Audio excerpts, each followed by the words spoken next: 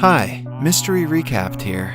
Today, I am going to explain an American science fiction comedy film called Sleeper. Spoilers ahead, watch out, and take care. In the futuristic world of 2173, scientists find a pod in the middle of the woods that has a human inside of it. The current cruel government doesn't allow experiments outside its agenda, but a group of scientists decides to open the pod illegally. After taking off the aluminum foil from the person's face, they reveal a young man who has been in cryosleep for over 200 years. His name is Miles Monroe, a jazz musician and owner of a health food store in New York City in 1973. 200 years ago, he walked into a hospital for a routine operation, but it went horribly wrong and ended up with him being trapped inside a pod for 2 decades. Somehow, Miles is still wearing his glasses from years ago after the revival, but the doctors do not question it. He has difficulty standing, which is expected since he hasn't been on his feet for a long time. But he surprises the scientists by learning to walk backwards right after being revived. Since the government is strictly against opening the pod, if the guard catches them, they will be punished. In the new era, criminals are punished with a brain simplification process. They are put into a machine and turned into a vegetable. The scientist duo has to quickly get him out of the facility. However, with Miles eating gloves and walking around like a drunk man, it is a difficult task. The guards eventually find them, but the scientists make it seem like Miles is one of them to get out of the situation. The plan works, even though Miles does many questionable things in front of the guards. The scientists then get him inside the futuristic balloon-like vessel and bring him to their secret hideout. A few days later, Miles relearns to walk, converse, and eat, but he still doesn't know he's in the future. When the scientists relay the news to him, the man freaks out. Everyone he knows has been dead for over 100 years, but he is the most worried about his house rent, which has been due for 2,000 months. When Miles shows interest in returning home, he is told about the harsh world of 2173. A decade ago, the world was at a nuclear war that caused destruction mankind had never seen. Millions of people died and billions were injured. Cities and countries were destroyed, and a single government took over the entire world. What once used to be New York is now just an area between 2 new cities. The district they are in right now is the southwestern United States. The information is too much for Miles to take. The scientists understand this and ask him to take a 2-week rest until he fully recovers his strength. They will have to stay low because if the government finds out about his existence, it won't end well for all 3 of them. Miles also finds out that an anti-government organization called the Underground is slowly making its way up to kill the dictator and restore peace in society. For the next few days, Miles stays at the headquarters, getting accustomed to the new world of technologies. The scientists use him to find out more about the people of the past and their way of life. One morning, while having breakfast with the scientists, he is introduced to science's most advanced invention, the servant robots.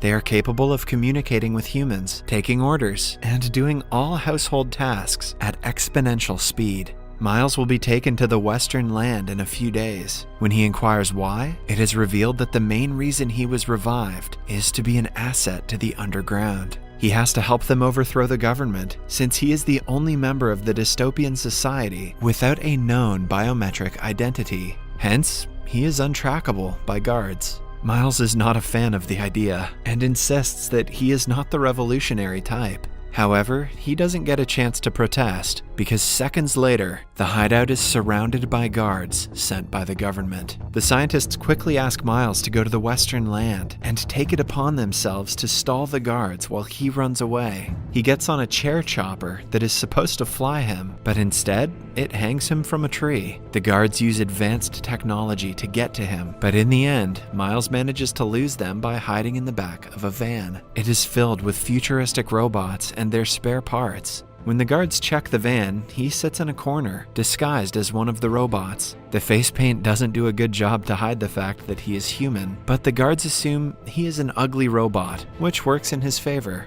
Eventually, he is delivered to his owner, Luna. She is a 22nd century poet and artist who lives a lavish life. She throws extravagant parties every week and owns everything she wants in life. Miles sees the news about an ancient alien escaping from the lab and figures out they are talking about him. Luna doesn't really like his face and decides to get it exchanged next week. For now, he is asked to cook a meal for her guests, who will be here any minute. Back in 1973, Miles was a decent cook, but the new ingredients of the future confuse him. He creates a brown explosion of pudding that keeps on spreading on its own. He also receives the overcoats from the guest and accidentally burns them in the debris disposal pod. While the guests enjoy themselves, the pudding grows in size and has to be beaten to death to be stopped. Then, Luna presents everyone with a silver ball, which is a new way of getting high. Touching the ball is like taking recreational pills. Miles is asked to pass the ball to everyone, which in turn causes him to get high. Eventually, he starts fighting for the ball and hugging a guest, but since no one is in their right mind, they do not think much of it.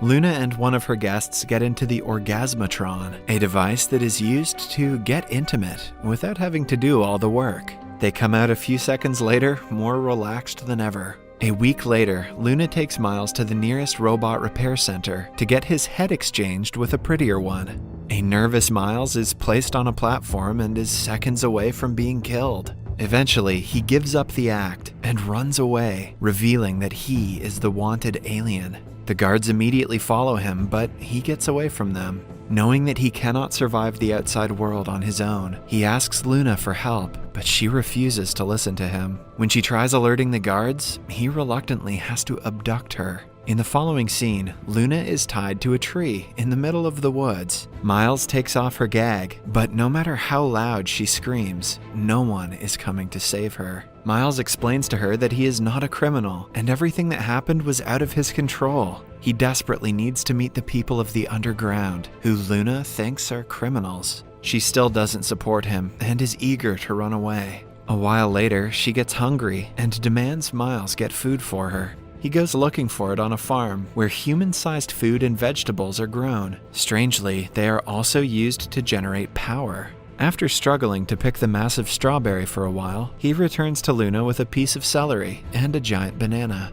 At night, Luna calms down after having a bite of the massive celery. She is accustomed to enjoying lavish commodities and doesn't see the fault in the government. She pretends to be on Miles's side, but plans to call the police the first chance she gets. The following day, they take shelter in a stranger's house, pretending that their car broke down. Luna goes to the bathroom and calls the police, who ask her to stall the alien until they get there. Luna makes Miles wear a spacewalk suit and blows it so he cannot move. When the police arrive, they arrest Luna first, claiming that she has been infected by the alien. She realizes that the government rules are a joke and decides to help Miles. The couple jumps into the river and deflates the spacesuit that helps them escape. Eventually, they end up in a cave that holds an ancient Volkswagen that still works. Using the vehicle, they drive to the west to meet the underground. On the way, the two talk about their childhoods and bond with each other. On reaching the destination, they dump the car into a lake before making their way to an abandoned house. At night, they talk about the vast change in the way people make love in the past and the present. Luna suggests they get inside the Orgasmatron, but Miles is a fan of more traditional methods. Before they agree on what they should do next, the guards arrive and arrest Miles. Luna saves herself by hiding inside a secret compartment in the wall. Miles is taken to a reassimilation lab where his memory will be erased to turn him into an obedient citizen of the regular modern society. The process of brainwashing begins by making him think he is Miss USA 2173. He is made to go against a bunch of models and is also given a crowning ceremony. After that, his sense of identity is slowly stolen by making him go through several tests. By the end of the week, he turns into a complete modern man who could die and kill to protect the government's ideologies. Meanwhile, Luna has been living in the wild for the past week. She hunts and gathers nuts for food, something she wouldn't have dreamt of doing in her former way of life. One day, while wandering through the woods, a man kidnaps her. He is the leader of the rebellious group named Erno. He He brings her to his camp, where several rebels like him are plotting ways to dethrone the current dictator. With them, Luna learns a lot about survival and the drawbacks of the government. One day, Miles walks into his room to see Luna waiting for him. She has come to rescue him, but Miles doesn't remember her at all. Alongside her, the people of the underground have also hidden in the room. They forcefully abduct him and bring him to the underground camp. Erno thinks there is still a way to bring Miles back to his normal self by making him relive his trauma. For that, they act like people from the 19th century to make him remember his childhood. But even after reciting an entire script of what a typical family would say in the 90s, Miles doesn't remember anything. Suddenly, he falls unconscious and stays like that for a few days. When he finally wakes up, he is back to his normal self. Luna tells him how wonderful Erno and his people have been to her, which makes Miles jealous. To distract her from the leader, Miles suggests they quickly attack the dictator and fulfill their purpose. They pose as doctors of the National Lab and sneak into the building. The duo is extremely nervous, which causes frequent arguments between them, but they somehow manage to stay unnoticed. Miles puts his life in danger to steal 2 lab coats while dangling from a window. The main group of scientists believes Miles is the special doctor who has been recently appointed to the facility for a specific task. They are taken to a room where they are told what their job is. It turns out that 1 year ago, the dictator died in an explosion caused by protesters. The only part of him that survived was his nose. Since bioengineering has developed exponentially over the years, they plan to create an entire human out of the nose, using its cells. The doctors believe Miles is the man hired to do the job. This makes the task easier for the duo because they no longer have to kill the dictator and only have to destroy the nose. The two sneak into the lab, but find out they are being watched by the other doctors, waiting to see the miracle happen. Miles and Luna know nothing about cells and start bluffing nonsense. The others soon realize they are trying to steal the nose and chase them, but before getting caught, Miles takes the nose hostage and runs away. Outside, he throws it under a bulldozer, ending the dictator's life once and for all. In the end, Miles and Luna are together, ready to return to the camp. Luna thinks Erno will be a great political leader, but Miles doesn't feel the same. At this rate, they will be stealing Erno's nose next month, because all political leaders are horrible. He asks Luna to forget about this and focus on him. The movie ends as the two share a kiss. Subscribe for more videos like this, turn on notifications, and leave a like to help the channel out. Thank you for watching.